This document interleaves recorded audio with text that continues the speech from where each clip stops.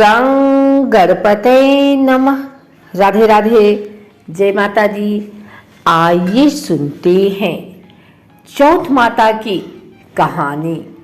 एक सेठ सेठानी थे, उनके एक बेटा और बहू थे।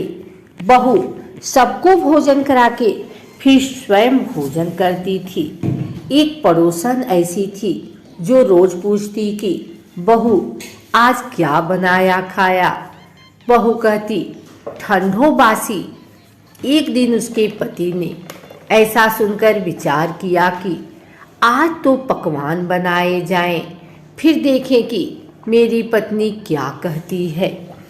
उसने तरह तरह के पकवान बनाए और घर के सभी लोगों ने एक साथ बैठकर भोजन किया। आज भी पड़ोसन ने पूछा तो बहू ने कहा ठंडो बासी। सेठ के लड़के ने सोचा हो न हो कोई बात अवश्य है जिससे कि मेरी पत्नी ऐसा कहती है। उसने पत्नी से पूछा तुम रोज ठंडो बासी खाया ऐसा क्यों कहती हो, जबकि अपने सबने एक साथ बैठकर कई तरह के पकवान खाए। उसकी पत्नी बोली हम जो खा रहे हैं वह बाप बूढ़ों की कमाई है। जिस दिन आप कमा कर लाओगे उस दिन मैं समझूंगी कि ताज़ा भोजन कर रहे हैं। अब एक दिन लड़के ने माँ से कहा मैं एक बड़े शहर में कमाई करने जा रहा हूँ। माँ बोली बेटा अपने पास इतना धन है कि खाया नहीं खुटेगा। माँ के मना करने पर भी बेटे ने स्वयं कमाने का दृढ़ निश्चय कर लिया और जाते समय पत्नी ने कहा मैं जब तक कमाकर बहुत सा धन लेकर ना आऊं तुम चूल्हे की आग मत बुझने देना। एक दिन चूल्हे की आग बुझ गई तो वह मन ही मन घबराने लगी, कहीं मेरे पति पर संकट तो नहीं आन पड़ा। जल्दी से पड़ोस में आग लेकर आई, चूल्हे में रख दूं और विचार करके पड़ोस में गए। वहां पड़ोसन चौथ माता का व्रत पूजन कर रही थी। पड़ोसन ने कहा थोड़ी देर में आकर ले जाना। बहू ने पड़ोसन से पूछा आप यह व्रत क्यों करती हैं, इससे क्या मिलता है। पड़ोसन ने कहा चौथ माता के इस व्रत को करने से अन्न लक्ष्मी मिले और अपनी मनोकामना पूरी होती है। अब बहू भी चौथ माता का व्रत करने लगी। दीवार पर चौथ माता बनाई। उस दिन घी गुड़ का चूरमा बनाकर रात्रि को चंद्रमा को अर्घ देकर भोजन की। ऐसा करते करते बहुत दिन हो गए। चौथ माता ने उस बहू के पति को सपना दिया कि साहूकार का बेटा तू जागे कि सोवे, तेरी पत्नी बहुत याद कर रही है। घर जाकर उसकी चिंता मिटा। तू दुकान खोलकर कंकु केसर का पगलिया बना के बैठ जाना। आज तेरा हिसाब किताब चुकता हो जाएगा। अब तो चौथ माता ने जैसा कहा था वैसा ही हुआ। उसने घर जाने की तैयारी की और गाड़ी भर के धन दौलत लेकर चल दिया। रास्ते में एक बड़ा सा काला नाग फन फैलाए बैठ गया और कहने लगा आज तो मैं तुझे डसूंगा, छोड़ूंगा नहीं। आज तेरी आयु पूरी हो गई है।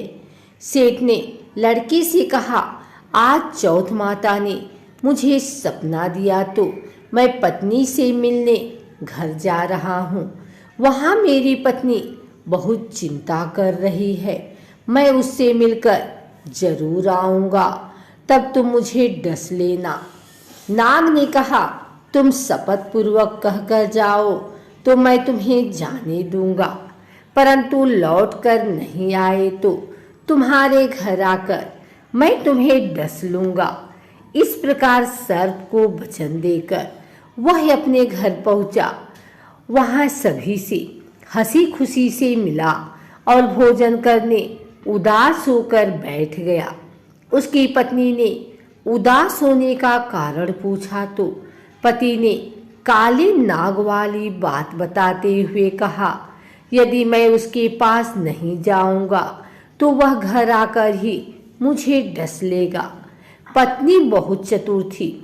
उसने कहा कि आप घबराओ नहीं, लेट जाओ, मैं एक उपाय करती हूँ। पत्नी ने कमरे की 7 पीढ़ी सिढ़ाव धोई।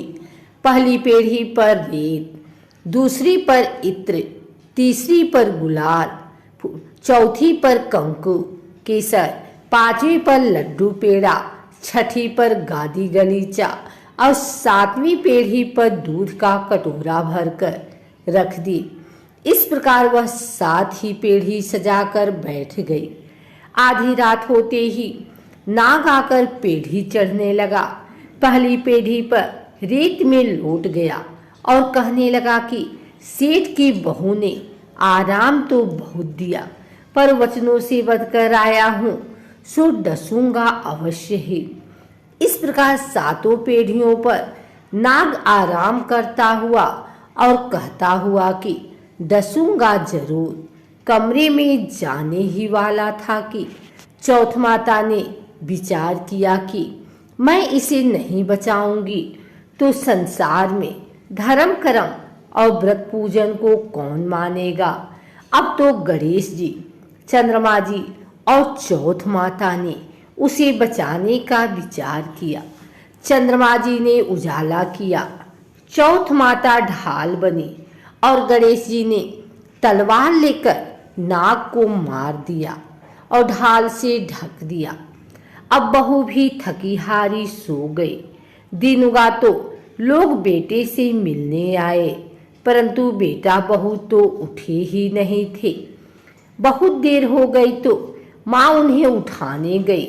माँ ने 7 पीढ़ियों पर जो कुछ देखा तो बहुत घबराई और बेटा बहू को आवाज लगाई। बेटा बहू उठे तो देखा कि एक ढाल तलवार वहां पड़ी है। अब ढाल उठाई तो वही काला नाग मरा हुआ पड़ा है। बेटा बहू ने सोचा कि आज तो धर्म कर्म ही आड़े आए, जो भगवान गणेश जी और चौथ माता ने अपनी रक्षा की। हे चौथ माता, आपने जैसे सेठ के बेटे बहू की रक्षा की, वैसी सबकी रक्षा कीजिए। बोलो चौथ माता की जय।